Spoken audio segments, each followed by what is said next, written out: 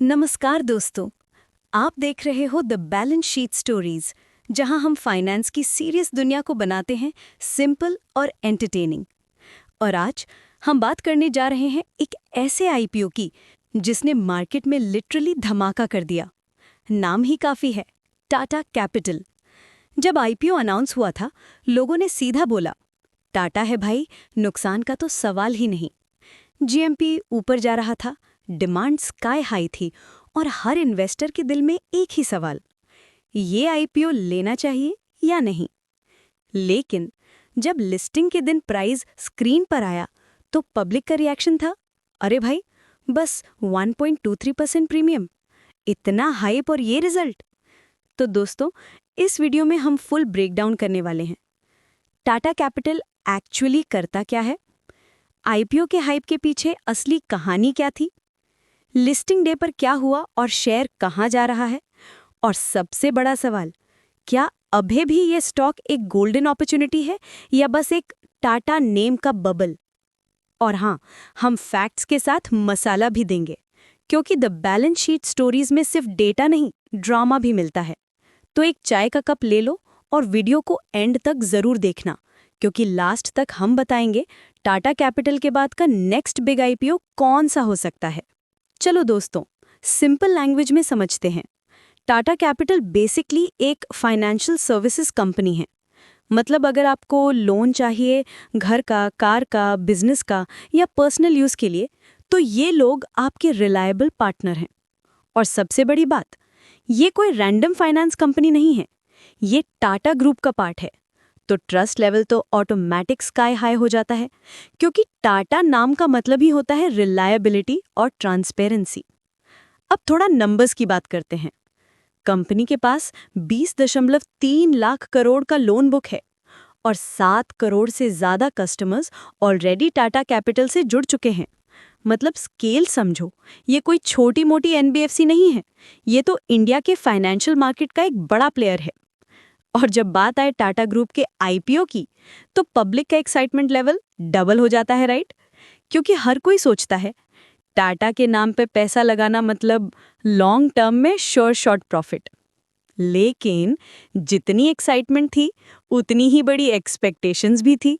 और वही एक्सपेक्टेशंस जब लिस्टिंग के दिन पूरा नहीं हुई, तब पब्लिक ने कहा, अरे भाई, हाइप तो ज्यादा था, रिजल्ट इतना फ्लैट क्यों। चलो अब देखते हैं टाटा कैपिटल आईपीओ का पूरा सीन। आईपीओ ओपन हुआ था 6 अक्टूबर से 8 अक्टूबर 2025 तक। 3 दिन तक मार्केट में लिटरली टाटा कैपिटल का ही नाम था। प्राइस बैंड फिक्स हुआ था 310 से 326 रुपए पर शेयर और मिनिमम लॉट था 46 शेयर्स। मतलब अगर आपको अप्लाई करना था तो कम से कम 15,000 रुपए का इन्वेस्टमेंट तो लगता ही था, डबल मनी। और जब टोटल इशू साइज देखा गया, भाई साहब, 15,500 करोड़ रुपए, यानी ऑफिशियली इंडिया का सबसे बड़ा आईपीओ 2025 का। एंकर इन्वेस्टर्स में तो और भी स्टार पावर थी। LIC, SBI mutual fund, HDFC mutual fund और फॉरेन इंस्टीट्यूशनल इन्वेस्टर्स सब लाइन में लगे हुए थे। हर तरफ बस एक ही बात, टाटा कैपिटल आया है भाई, ये तो ब्लास्ट करेगा। ट्विटर पे ट्रेंड्स, टेलीग्राम ग्रुप्स में प्रिडिक्शंस और हर रिटेल इन्वेस्टर का मूड था, इस बार तो अलॉटमेंट मिलना ही चाहिए। लेकिन जब लिस्टिंग डे आया तो ब्लास्ट हुआ, थोड़ा अलग तरीके से। मतलब सब सोच रहे थे डबल डिजिट प्रीमियम मिलेगा, पर रियलिटी में लिस्टिंग हुई सिर्फ 1.23% प्रीमियम पे। यानी ₹326 के इशू प्राइस के अगेंस्ट शेयर ओपन हुआ अराउंड ₹330 से 332 के बीच में। और पब्लिक का रिएक्शन था, अरे भाई, इतना ही। अब सुनो दोस्तों, असली धमाका। जिस मोमेंट का सबको इंतजार था, वो शॉकर बन गया। पहला ट्विस्ट, आईपीओ के पहले अनलिस्टेड मार्केट में टाटा कैपिटल के शेयर्स ₹1000 तक ट्रेड हो रहे थे। लोग लिटरली ड्रीम देख रहे थे कि आईपीओ आएगा तो 2x तो मिनिमम प्रॉफिट पक्का। लेकिन जब ऑफिशियल प्राइस बैंड अनाउंस हुआ ₹310 से 326, तो पब्लिक ने बोला, अरे भाई, 1000 से सीधा ₹326, ये डिस्काउंट है या हार्ट ब्रेक। दूसरा झटका, ग्रे मार्केट प्रीमियम, जिसे हम जीएमपी कहते हैं, इनिशियली ₹30 से 35 तक गया था, हाइप फुल स्विंग में था, लेकिन लिस्टिंग के पहले दिन तक वो सिर्फ ₹6 पर आ गया। मतलब हाइप लिटरली हवा हो गया।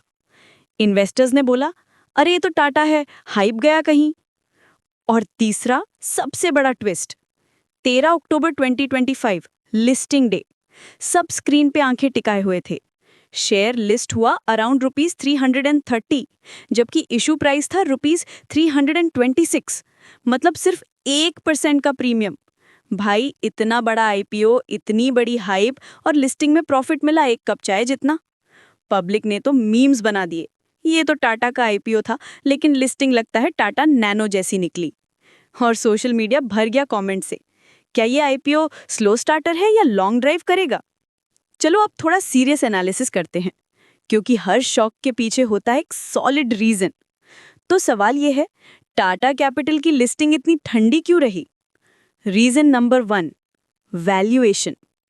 देखो भाई, आईपीओ का प्राइस बैंड 310 से 326 था, और एक्सपर्ट्स के हिसाब से ये वैल्यूएशन ऑलरेडी फेयर था, चीप नहीं। मतलब कंपनी के फाइनेंशियल्स के हिसाब से ग्रोथ तो है, लेकिन लिस्टिंग गेन के लिए स्पेस कम बचा था। इन्वेस्टर्स ने बोला, यार लॉन्ग टर्म ठीक है, पर शॉर्ट टर्म में तो प्रॉफिट दिखता नहीं। Reason number 2, market crowd. जब टाटा कैपिटल का आईपीओ आया था, उस वक्त एक साथ 3-4 बड़े आईपीओज मार्केट में चल रहे थे, तो फंड और अटेंशन दोनों डिवाइड हो गए।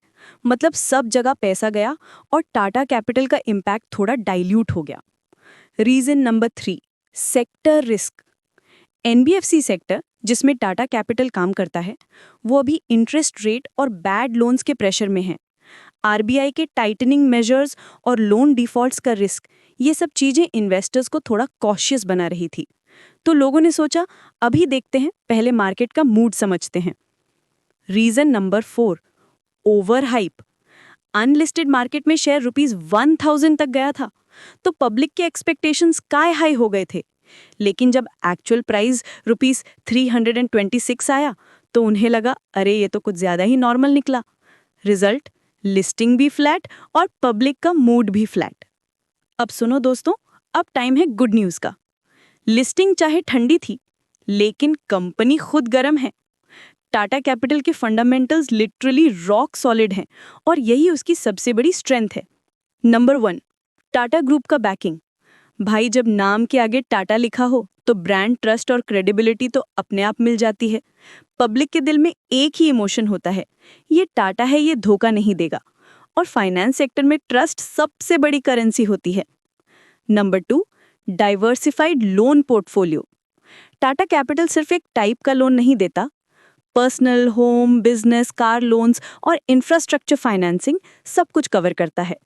मतलब अगर एक सेगमेंट स्लो भी हुआ, तो दूसरा सेगमेंट कंपनी को सपोर्ट करता है। That's called a balanced portfolio strategy. Number 3, strong profit growth. Company के प्रॉफिट्स हर साल स्टेडी पेस से बढ़ रहे हैं, और एनपीएज यानी बैड लोन्स भी कंट्रोल में है। मतलब मैनेजमेंट अपना काम क्वाइटली बट स्मार्टली कर रहा है। Number 4, future plan, digital and retail expansion. Company का नेक्स्ट फोकस है अनसिक्योर्ड रिटेल लोन्स और डिजिटल लेंडिंग में expansion. AI based credit system, paperless loan approvals, ये सब टाटा कैपिटल को नेक्स्ट जेन फाइनेंशियल प्लेयर बना रहे हैं। और अगर इंडिया का लोन मार्केट आगे बढ़ता है, जो कि डेफिनेटली बढ़ेगा, तो टाटा कैपिटल उस ग्रोथ का प्राइम बेनिफिशियरी होगा। तो दोस्तों, अब सबसे इंपॉर्टेंट पार्ट, आपके लिए क्या सीख है? देखो, अगर आपको टाटा कैपिटल का आईपीओ अलॉटमेंट मिला था, पैनिक मत करो। लिस्टिंग फ्लैट हुई है, लेकिन कंपनी सॉलिड है। ये टाटा ग्रुप का ब्रांड है, और टाटा नाम का मतलब होता है लॉन्ग टर्म ट्रस्ट। अगर आपने सिर्फ शॉर्ट टर्म प्रॉफिट के लिए अप्लाई किया था, तो हाँ, गेन थोड़ा ही मिला होगा, पर एक बात याद रखो, सेफ लिस्टिंग भी एक विन होती है। और अगर आप अभी सोच रहे हो, क्या मैं बाय करूं अब, तो सिंपल रूल फॉलो करो, शॉर्ट टर्म ट्रेडर मत बनो, लॉन्ग टर्म इन्वेस्टर बनो। ये स्टॉक 1-2 साल में नहीं, 5 से 10 साल में अपनी रियल पोटेंशियल दिखाएगा। Final take away, stock market में ब्रांड से ज्यादा इंपॉर्टेंट है वैल्यूएशन और पेशेंस। हाइप से नहीं, अंडरस्टैंडिंग से पैसा बनता है। तो दोस्तों, ये था टाटा कैपिटल आईपीओ का सच। हाइप स्काई हाई, लिस्टिंग लो, और लेसन प्राइसलेस। मार्केट हमेशा एक बात सिखाता है, नाम बड़ा हो सकता है पर प्रॉफिट तभी मिलेगा जब प्राइस सही हो। अगर ये वीडियो इन्फॉर्मेटिव लगा हो तो एक लाइक जरूर देना और कमेंट में बताओ आपने टाटा कैपिटल के आईपीओ में अप्लाई किया था या नहीं। और हाँ, सब्सक्राइब जरूर करना ताकि आपको मिलते रहे ऐसे ही रियल मार्केट स्टोरीज जो हाइप नहीं, सच बताती हैं।